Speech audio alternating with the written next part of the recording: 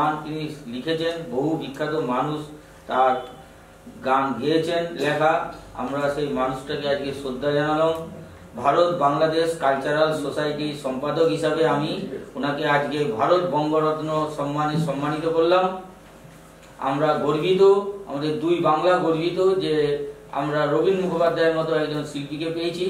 আমি একজন বিষ্ণুপুর ঘরানার সঙ্গীতের ধারক বাহক এবং বংশধর হিসাবেও আমি এই সঙ্গীত পরিবারকেও আমি সম্মান জানাচ্ছি। আমাদের বিষ্ণুপুর ঘরানার গোপেশ্বর বন্দ্যোপাধ্যায়, পদ্মশ্রী সুরেন্দ্রনাথ বন্দ্যোপাধ্যায়, সেই পরিবারের আমি একজন মানুষ হিসাবে আমি ওনাকেও অভিনন্দন জানাচ্ছি যে উনি আমাদের গোপেশ্বর বন্দ্যোপাধ্যায়ের সঙ্গেও ওনার যোগাযোগ ছিল। ওনাকে উনি কথা বলেছেন, এক সময় খুব স্নেহ করতেন ওনাকে, উনি বলতেন যে বাবা চালিয়ে যাও তুমি থেমো না। রবীন্দ্র বাবু গানেরও খুব প্রশংসা করতেন গোপেশ্বর বাবু।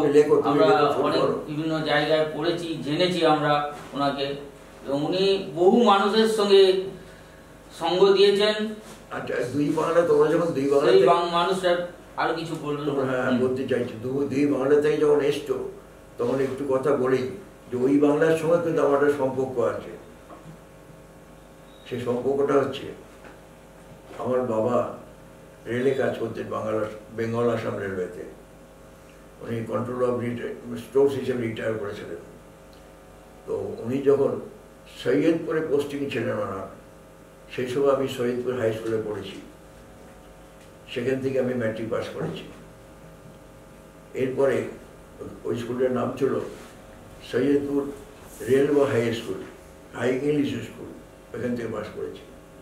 তারপরে বাবা রংপুরে যখন বদলি করেন তখন রংপুরেতে কারমাইকেল কলেজ, তখন প্রাইভেট কলেজ ছিল, সেই কলেজে আমি কমার্স পড়তাম। পড়তে পড়তে চলে আসি কলকাতায়। এই আমার একটা সম্পর্ক আছে। উত্তরবঙ্গ যে তখন বলা হতো সেটা এখন বাংলাদেশ হয়ে গেছে। সেই দুই বঙ্গে যখন তোমরা যোগাযোগ করে কাজ করছো, আমার ওই বঙ্গটি যোগাযোগ আছে, সেটুকু জানালাম। ধন্যবাদ আপনাদের। আমরা ওনার সুস্থ জীবন কামনা করি।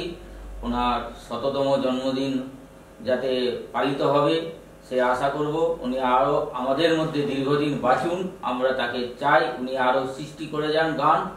এই বলে আমি আমার বক্তব্য শেষ করব। ধন্যবাদ।